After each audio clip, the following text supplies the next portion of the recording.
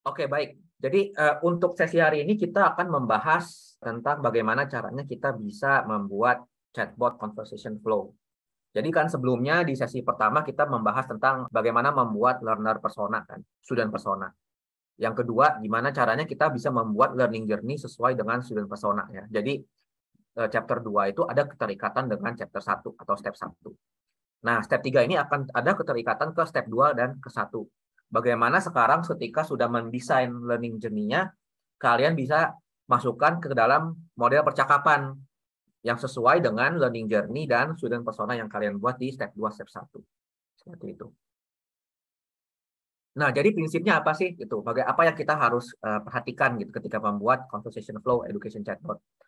Nah, di sini mungkin kita ingin mengajak kalian semua untuk mengambil posisi di dua perspektif. Tidak hanya sebagai guru, tapi sebagai siswa sendiri. Seperti itu. Jadi, dari sisi guru, tentu untuk membangun chatbot yang efektif itu, kalian kan harus membuat alur percakapan yang menyenangkan sesuai dengan learning journey yang optimal dan student personanya. Jadi, dari sisi guru, kita ada objektif untuk membuat chatbot kalian itu efektif sebagai pembelajaran. Tapi dari sisi siswa pun juga ada perspektif bahwa chatbot kalian itu harus menyenangkan untuk digunakan seperti itu. Nah, dari segi perspektif siswa ini kita ingin mengajak kalian itu untuk membayangkan sebagai user juga. Nah, alur percakapan chatbot yang baik itu membuat siswa pengguna itu seolah-olah seperti bermain sambil belajar. Jadi tidak hanya terlihat sebagai kayak alat pembelajaran saja, tapi seperti game atau seperti mungkin narasi ya atau alur cerita yang menyenangkan seperti itu. Nah, tapi setelah itu walaupun itu dibentuk permainan, tapi harapannya setelah mereka bermain, mereka memahami konsep yang diajarkan oleh chatbot kamu seperti itu. Jadi ini sangat penting. Jangan sampai kita tuh terlihat bahwa chatbot ini tuh seperti buku teks buku seperti itu yang memang oh ya saya baca buku ini untuk belajar seperti itu. Awal-awal tidak seperti itu. Karena kalau tidak mereka sudah tidak termotivasi untuk belajar in the first place. Nah, jadi untuk chatbot conversation flow-nya gimana? Untuk mendesain conversation flow-nya supaya chatbot kalian itu efektif. Pertama, untuk percakapan pertama kita tuh harus mengactivate. Artinya kalian tidak langsung membuka chatbot kalian dengan "Hai, mari kita belajar matematika." Seperti itu. Karena itu kan sudah membuat stigma atau persepsi bahwa chatbot ini digunakan untuk pembelajaran seperti itu. Jadi itu mindset-nya kurang cocok untuk dimasukkan ke percakapan pertama. Tapi kalau misalnya kalian membuka dengan sesuatu yang secara instan menangkap perhatian siswa seperti itu, maka mereka akan lebih penasaran untuk menggunakan chatbot kalian. Bahkan secara tidak sengaja pun mereka ternyata bisa mengerjakan materinya dengan menyenangkan tanpa terasa mereka tuh sedang belajar seperti itu. Nah, jadi tipsnya adalah jangan membuat chatbot kamu terlihat seperti buku atau materi pembelajaran seperti itu. Ada table of content-nya, ada halamannya segala macam. Nah, itu kan jadi orang sudah tidak agak turn off gitu ya. Apa bedanya dengan buku kan? Seperti itu. Nah, setelah activate, maka mereka akan mengeksplor chatbot kalian. Seperti itu. Nah, ketika mengeksplor, maka sudah saatnya mereka itu kita berikan materi. Bagaimana mengemas materi pembelajaran yang menyenangkan. Dan tipsnya adalah, ketika merancang materi itu, buatlah materi pembelajaran tersebut sekreatif mungkin. Dan triknya adalah jangan selalu memposisikan kalian sebagai guru gitu. Atau sebagai guru-guru yang kalian lihat di kelas. Seperti itu. Posisi kalian itu seperti kalian ingin mengajarkan mungkin adik kalian atau siswa mengajarkan siswa lain. Kenapa seperti itu? Karena ketika kalian memposisikan diri kalian sebagai siswa, maka kreativitas kalian akan terbuka seperti itu. Jadi contohnya, bisa nggak kita mengajarkan misalnya fisika dengan cara mengambil tokoh Elon Musk gitu. Do you know kayak tahu Elon Musk itu jago fisika loh gitu, jago memahami fisika ini untuk membangun mobil Tesla gitu misalnya. Jadi kalau kalian terbuka pemahamannya, perspektif kalian seperti kalian mengajarkan ke orang lain, siswa mengajarkan siswa lain, itu akan membuka ruang kreativitas kalian untuk lebih beda dari yang normal seperti itu. Nah, setelah itu mereka sudah belajar, sudah bermain, tapi jangan lupa mereka belajar konsep juga. Setelah memahami konsep, nah di saat itu juga kalau bisa kalian mendirect mereka ke assessment.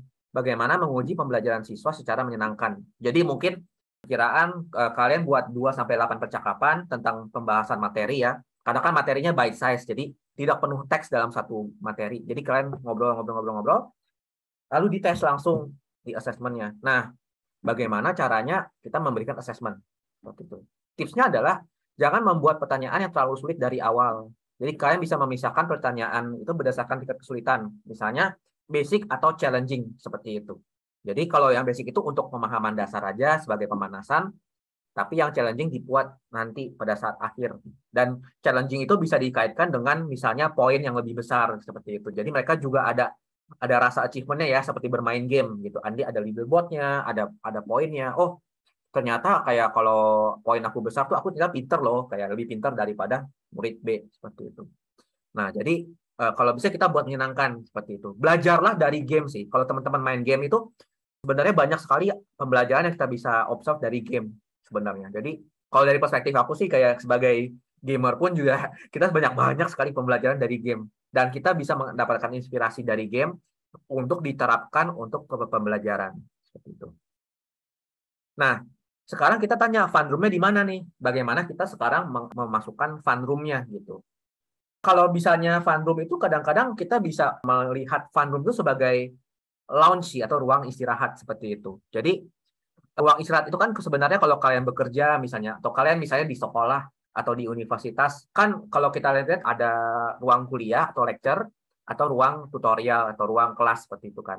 Tapi ada juga lounge yang kalian bisa akses kapanpun ketika kalian misalnya suntuk atau bosen atau ingin mengademkan diri seperti itu kan. Nah, fun room seperti itu. Jadi biasanya tuh fun room digunakan sebagai seperti shortcut gitu. Jadi misalnya sedang bosan, ketik F untuk memasuki fun room dulu, gitu. Istirahat di fun room dulu yuk, seperti itu. Jadi biasanya fun room itu digunakan seperti shortcut. Jadi kalau kalian mengetik kata-kata F atau R atau apa, langsung masuk ke fun room seperti itu. Jadi mereka bisa bolak-balik seperti itu. Disarankan juga kalau untuk fun room itu ada tombol bernama back button untuk kembali. Karena kan setelah mereka fun room kan mereka bisa harus balik lagi kan untuk melanjutkan activate materi dan assessment lagi kan seperti itu kan. Jadi gimana caranya kalian bisa masuk ke fun room tapi balik lagi ke tempat progres mereka seperti itu. Itu terlihat mudah tapi sebenarnya not so simple sih. Jadi nggak usah khawatir kalau misalnya dari awal pun ketika membuat chatbot nanti ya kalian itu akan mengalami sedikit kendala di sini. Tapi itu sangat penting. Nah, sekarang kalian sebenarnya kan kalian sudah memplottingkan ya dari step 2 ini untuk user journey, untuk learning journey-nya seperti itu. Dan kalau kalian lihat, mungkin kalau saya ulangi, kalau kalian lihat sebelumnya itu di chapter sebelumnya, apa yang kalian buat di sini itu adalah learning journey sebenarnya di sini. Jadi apa yang kita diskusikan di step 2 semuanya akan digunakan untuk brainstorming ke sesi selanjutnya seperti itu. Jadi apa yang kalian jawab di sini itu tidak ada yang wasted sebenarnya, tidak ada yang tidak digunakan. Jadi makanya untuk step 2 sama step 1 itu kalau bisa kalian pikirkan dengan cara matang karena apapun yang kalian buat di sana akan digunakan lagi di pembuatan alur percakapan selanjutnya. Nah, kita kembali sekarang ke alur percakapan. Jadi kalian itu sudah membuat alur percakapan dari fase yang berbeda, activation, materi, assessment, dan fun room. Seperti itu. Jadi kalian sudah dapat gambarannya ya alur percakapan secara garis besar dari slide sebelumnya. Sekarang kita konversikan dari journey menjadi sebuah pola percakapan. Seperti itu. Nah, jadi kadang-kadang dari kami sendiri pun sebelum membuat percakapannya di dalam chatbot, akan lebih baik kita akan mendesain itu di atas kertas dulu atau di atas sebuah design flow seperti itu. Nah, jadi kalian bisa menggunakan teman-teman ada yang udah advance juga memakai Figma, ada juga yang memakai mungkin tools-tools yang lain, tapi dari kami sendiri sih personally PowerPoint sudah lebih dari cukup gitu atau Google Slides seperti itu lebih cukup. Nah, yang paling penting adalah gimana caranya kita bisa mengkonversikan learning journey menjadi sebuah alur percakapan gitu. Jadi kita terapkan. Nah, di sini kita mulai dari activation stage. Jadi kalau dari activation stage ketika kalian brainstorming itu kalian melihat ternyata tuh untuk membuat activation stage itu kita bisa melakukan karakter lucu atau pantun candaan atau mungkin lagu Indonesia sesuai dengan topiknya seperti itu. Gaya bahasanya gimana? Santai, tidak kaku. Berarti kita tidak perlu menggunakan bahasa yang baku seperti itu. Tapi apakah ini hal yang paling baik untuk audiens lain, misalnya untuk siswa PAUD itu seperti itu atau SD kelas 1? Mungkin tidak, karena untuk SD kelas 1 itu kan guru pasti membutuhkan mereka tuh untuk mempelajari bahasa yang lebih baku. Tapi untuk kelas 4 nggak masalah, karena mereka sudah dari sisi tata bahasa pun sudah kuat seperti itu. Yang paling penting mereka merasa santai dan mereka tidak melihat chatbot kalian itu seperti media pembelajaran yang membosankan seperti itu. Nah, jadi kalian lihat lagi, kita baca lagi dari activation stage, lalu kita sekarang terapkan, oh kalau misalnya ternyata membutuhkan karakter lucu, gimana kalau kita memakai tokoh seperti Elon Musk, seperti itu. Dan karena gaya bahasanya santai, atau mungkin dari sisi ilustrasi menarik, kita bisa buat kemaskan activation-nya itu dengan suatu hal yang sangat attention grabbing, seperti itu, sangat menarik perhatian. Jadi kita nggak bisa memulai dari geometri gitu.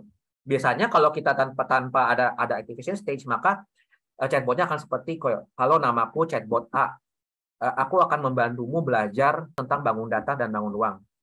Nah itu kan membosankan kan, maksudnya kayak aku kayaknya seperti belajar seperti itu. Tapi kalau dari awal kita melihat, oh ternyata kita bisa menarik perhatian dengan cara pengen dengar petualangan Elon Musk bikin mobil Tesla, atau misalnya mau belajar cara menjadi kaya seperti Elon Musk, yuk pelajari bagaimana dia membuat mobil Tesla seperti itu. Nah itu kan menjadi lebih relatable ke siswa seperti itu. Jadi ini salah satu caranya untuk membuat activation stage itu efektif seperti itu. Karena kalau udah membosankan, mereka nggak akan klik chatbot lagi, mereka akan klik close, mereka nggak akan menggunakan chatbot seperti itu. Jadi ini fungsinya activation stage sebenarnya. Tidak berkaitan dengan geometri, tapi kita membuat sebuah percakapan pertama yang sangat catchy seperti itu. Nah, ini contoh kedua. Jadi SD kelas 4 itu mungkin yang mereka tuh suka karakter atau pantun candaan sehari-hari misalnya.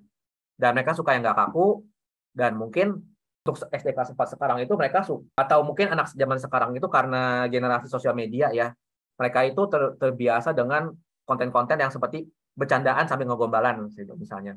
Jadi awal-awal kita kasih pantun misalnya, ada lingkaran, ada persamaan garis, kamu bukan Dilan tapi senyummu tetap paling manis. Kenapa pakai Dilan? Karena mungkin Dilan itu mungkin movie yang cukup terkenal ya, mungkin di kalangan anak-anak sekarang seperti itu. Nah, karena kalau sudah dari ini, mereka lihat, oh ini chatbotnya seru juga ya, gitu ya. Oh, walaupun ini mungkin nanti kelihatan chatbot pembelajaran, tapi dari sisi gaya bahasanya pun tidak membosankan, mungkin seperti aplikasi lain, atau seperti mungkin ketika kita mendapatkan pengajaran di kelas seperti itu. Nah, jadi di sini kita bisa buat seperti ini, gitu. Ini contohnya activation yang dioptimiskan untuk membuat user tuh penasaran dan get their attention secepat mungkin. Seperti itu. Nah, jadi kita yuk seperti itu, atau gombalin aku lagi dong Kak, ini masuk ke fun room seperti itu. Nanti kalian bisa bikin kayak pantun generator. Nah, sekarang kan mereka sudah aktif nih, mereka penasaran kan, masuk ke sesi materi sekarang. Di sesi materi ada beberapa senario sebenarnya dalam sisi pembelajarannya. Ada yang berbentuk petualangan, ada yang bentuk tebak-tebakan, ada yang berbentuk narasi atau storytelling. Saran saya sih kalian memilih satu saja. Jangan memilih terlalu banyak, karena kalau formatnya terlalu banyak itu akan sangat sulit untuk menjaga konsistensinya ketika pembelajaran seperti itu. Dan ada beberapa desain rules, setiap text bubble dimulai dengan video atau GIF. Mungkin untuk perihal contoh ini kita tidak bisa memasukkan GIF ya, karena sekarang menggunakan Google Slides. Tapi nanti di chatbotnya kalian bisa memasukkan GIF. Tidak memasukkan lebih dari 3 tombol. Jadi benar ya, sekarang kita juga jadi memasukkannya hanya 2 tombol supaya lebih terarah. Dan konten tulisannya tidak melebihi 2 paragraf atau bubble seperti itu. Nah, jadi apa yang kalian brainstormingkan di sesi learning journey, kita praktekkan di alur percakapan ya. Seperti itu. Nah, pre-test dan post-test. Jadi ini juga penting ya, ini memang gaya pembelajaran baru di mana kita harus mengukur kompetensi awal dan akhir. Seperti itu. Pre-test post-testnya apa? Misalnya menghitung luas atau keliling bangun datar, atau menebak rumus penghitungan bangun luas atau keliling. Seperti itu. Jadi di sini tuh kita mempraktekkan apa yang kita tuliskan di learning journey-nya. Nah, contohnya apa? Nah, contohnya cara mengkonversikan adalah seperti ini. Jadi misalnya cara menggombal paling mudah adalah dengan menunjukkan seberapa luas cinta kamu kepada calon ayahmu, seperti itu. Kita tetap jaga keunikan atau jaga tata bahasanya supaya santai. Menurut kamu dari 2 benda di atas, asumsi mereka memiliki panjang yang sama. mana benda yang paling luas, persegi atau lingkaran, seperti itu. Jadi sudah mulai terlihat bahwa ini tuh chatbot pembelajaran, tapi masih dikemas dengan cara menyenangkan, seperti itu. Dan ini tidak applicable ke semua orang. Bahkan mungkin pada saat kita sudah levelnya untuk serius, ya mungkin level universitas atau mungkin level untuk dewasa, mungkin ini tidak cocok lagi karena persona kita pun berbeda seperti itu dengan persona siswa kelas 4. Jadi itu yang harus diperhatikan seperti itu. Ketika kalian membuat user persona, itu kalau bisa jangan dibuat umurnya itu rentang umurnya terlalu besar, karena kalau semakin besar rentang umurnya, maka gaya bahasanya pun sudah berbeda, dan itu menyebabkan kalian itu tidak fokus untuk pembuatan alur percakapannya seperti itu. Nanti kalian akan bingung mau A tapi B, gimana caranya santai tapi masih formal seperti itu. Nah, kita lanjutkan lagi di materi stage ini. Kita masih mengikuti hal yang sama seperti itu. Jadi di sini kita bisa buat tebak-tebakan, lalu dibuat ilustrasinya. Jadi bisa menggambarkan bahwa bangun datar persegi itu benar-benar lebih luas daripada lingkaran seperti itu. Nah, ini sebenarnya masih transisi dari activation dengan materi. Jadi setelah mereka pay attention, kita kaitkan mereka, kita pancing mereka untuk mempelajari hal-hal yang lain dan memberikan alasan kenapa sih belajar bangun data itu menarik seperti itu. Nah, ini kita mulai nih menambahkan semangatnya dan memulai transisi dari having fun saja atau bercanda saja, tapi masuk ke materi seperti itu. Nah, jadi betul sekali persegi lebih luas di lingkaran dengan panjang yang sama seperti itu. Nah, jadi diberikan ilustrasi dan dari bentuk terlihat persegi secara visual mendominasi. Dan mungkin ke depannya bisa banget menggunakan kata persegi untuk membuktikan luas cintamu seperti itu. Nah, ini kan masih menarik seperti itu. Nah, sekarang mereka sudah tertarik nih, ternyata belajar bangun data tuh bisa menyenangkan gitu. Ininya ternyata bisa dibuat seperti ini, dan chatbot ini bisa memberikan gaya belajar yang baru. Setelah itu saatnya mereka sudah mulai penasaran untuk belajar bangun data yang lain. Nah, itu saatnya kalian bisa memperkenalkan materi bangun datar dengan yang lain, seperti misalnya jajaran genjang atau misalnya ya persegi panjang atau yang lain seperti itu. Jadi di sini ada transisi dari having fun sampai learning seperti itu. Pada saat mereka fase learning, mereka sudah fokus karena mereka melihat wah ini seru banget seperti itu. Jadi ini kemarin kita baru dapat secara instan, dan ini yang mikirin cuman aku saja seperti itu. Aku bukan orang yang paling kreatif. Teman-teman pasti jauh lebih kreatif untuk hal seperti ini ya, apalagi hal-hal yang berbentuk dolanan seperti ini. Jadi kita harap, aku lumayan yakin kalian bisa mendapatkan ilmu atau kreativitas yang lebih bagus daripada yang contoh ini seperti itu. Yang ingin kita ajarkan hanya lebih ke arah strukturnya saja sih. Lebih ke arah bagaimana kalian secara design thinking membangun struktur supaya kalian tahu untuk fase A, B, C, D, E itu apa yang difokuskan seperti itu. Dan bagaimana memanage transisinya. Nah, sekarang mereka sudah sampai ke sesi assessment. Setelah mereka mempelajari, saran kami pun, setiap kali mereka belajar satu materi itu langsung dites tentang materi tersebut dalam bentuk assessment. Jadi, kalau kalian lihat detail atau denah dari sebelumnya itu selalu ada pre-test, materi, post-test, lalu selesai ke materi selanjutnya. Tujuannya apa? Supaya kita tetap bisa mengukur gitu letak kelemahannya. Apakah dia itu tidak mengerti persegi atau persegi panjang atau lingkaran atau yang lain seperti itu. Nah, di sini juga kalian bisa membuat asesmennya yang menyenangkan seperti itu dan konsisten. Makanya dari awal kembali lagi kita ingatkan learner persona kalian atau user persona kalian itu harus fokus. Karena kalau nggak fokus, kalau all the way kita itu ngegombal sambil belajar matematika, kalau itu diberikan ke orang dewasa mungkin nggak cocok seperti itu. Jadi makanya is very important untuk punya user persona yang sangat fokus dari awal seperti itu. Nah, bagaimana sekarang kita mendiseknya? Assessment tujuan kita untuk mereka mengetes cara mereka memvisualisasi rumus bangun datar berdasarkan bentuk. Misalnya, mereka bisa menghitung luas dan keliling bangun datar, dan mereka bisa mengurangi ketergantungan untuk belajar dari rumus. Ya, seperti itu. Jadi sekarang kita buat bagaimana cara kita mengemas supaya tetap menyenangkan seperti itu. Nah, jadi kita bisa buat namanya contohnya global meter misalnya gitu. Dan setelah itu kita buat teksnya. Nah, sekarang giliran kamu yang kena gombalan nih. Teman A bilang, cinta padamu meluas persegi panjang dengan panjang 3, lebar 2. Teman B bilang, jari-jarinya tuh lingkaran tuh, cintanya sebesar lingkaran dengan jari-jari 2 cm. Mana yang menurut kamu cintanya lebih luas? Seperti itu. Nah, ini kan sebenarnya menjawab checklist untuk yang nomor pertama kan, seperti itu. Dan kita juga menjawab checklist untuk format nomor 4. Seperti pilihan ganda dan panjang lebar bangun data ditampilkan secara acak dengan randomizer. Seperti itu. Jadi, ini bisa menjadi desain thinking awal untuk ketika kalian mendesain latihan-latihan yang lain. Seperti itu. Untuk tahap awal, saran saya buat 3 atau 4 macam assessment saja dulu. Nanti ke depannya bisa dikembangkan pada saat kalian mengembangkan chatbot selama kalian sudah mengerti prinsipalnya atau mengerti filosofi cara pembuatan soal kalian seperti itu. Nah, jadi di sini tentu jawabannya persegi panjang ya, seperti itu. Nanti dijawab, mereka bilang betul dan nanti akan dikompilasikan. Nah, sekarang bagaimana caranya kita bisa memastikan mereka untuk mengerjakan assessment, atau kalau mereka masih kurang, mereka akan terus mengerjakan assessment lagi supaya mereka tetap terus-terusan tes kompetensi mereka seperti itu. Karena kan kita nggak bisa mengharapkan mereka bisa langsung mendapatkan konsepnya dalam sekali belajar kan.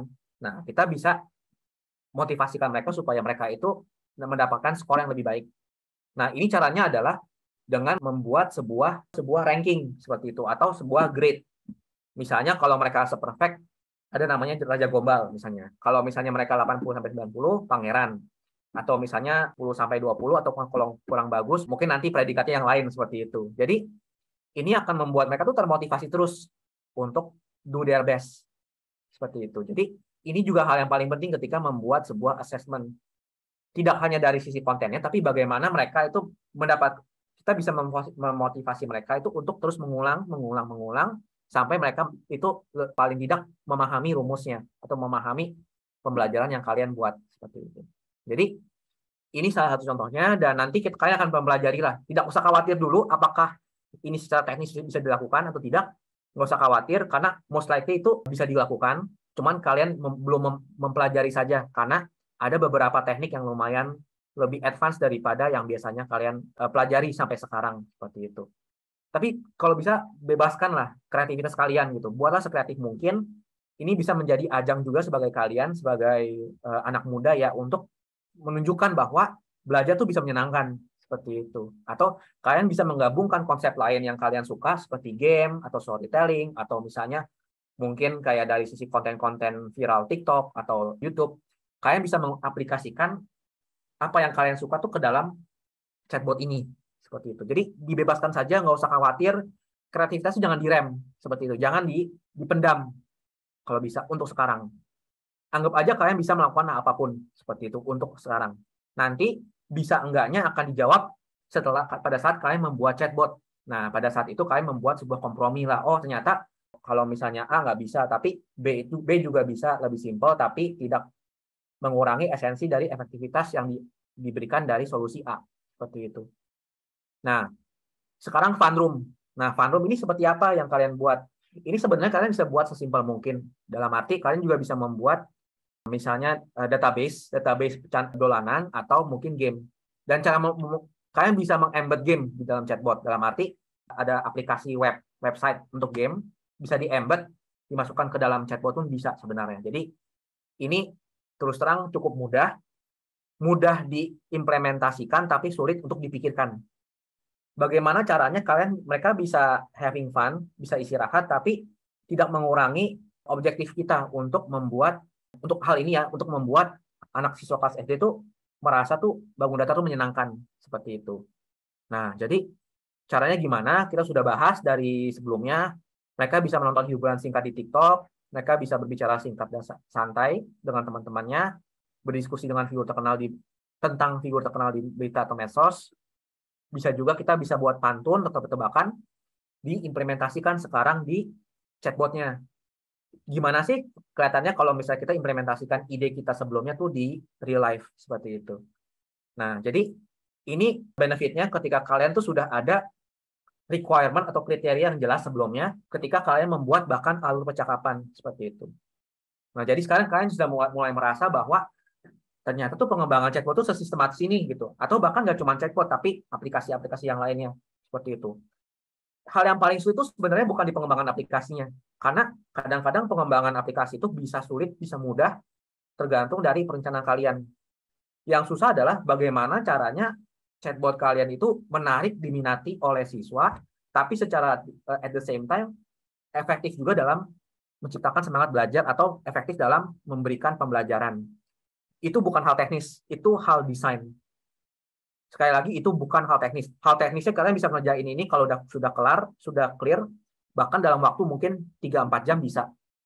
Mungkin sehari kalian bisa jadi sebenarnya. Kalau kalian sehari terus-terusan ngerjain ini, bisa jadi semua. Cuman, yang sulit itu adalah bagaimana kalian mendesainnya supaya efektif. Seperti itu. Dan kita akan membahas sangat detail untuk bagaimana kalian mungkin tidak hanya mendesain saja, nanti ke depannya bahkan melakukan testing ke user. Pertanyaan apa sih yang akan ditanyakan ketika kalian tuh ingin mengetes apakah chatbot kalian tuh efektif atau tidak, seperti itu. Jadi ini mungkin yang kita ingin utarakan ke kalian seperti itu, bahwa pengembangan produk itu, kalau bikin produk itu sebenarnya gampang, gitu. Membuat produk itu mudah, tapi membuat produk yang bagus, efektif itu sangat sulit, seperti itu. Jadi itu yang kalian akan spend waktu selama 4 bulan ke depan.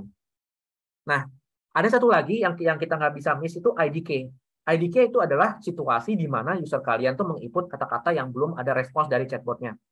Artinya misalnya, ini contohnya saja ya, misalnya mereka itu sedang belajar matematika, tapi tiba-tiba mereka iseng, mereka ketik sejarah seperti itu, atau bahkan matematikanya ada typonya, matematika H misalnya gitu. Dan itu tidak terdeteksi dari kalian. Karena kita tidak bisa mengantisipasi apa yang user kalian ketik. Bahkan kata halo aja di bahasa Indonesia ada 30 macam seperti itu. Jadi kita harus mempersiapkan IDK situation atau situasi di mana user kalian menginput kata-kata yang belum ada responsnya.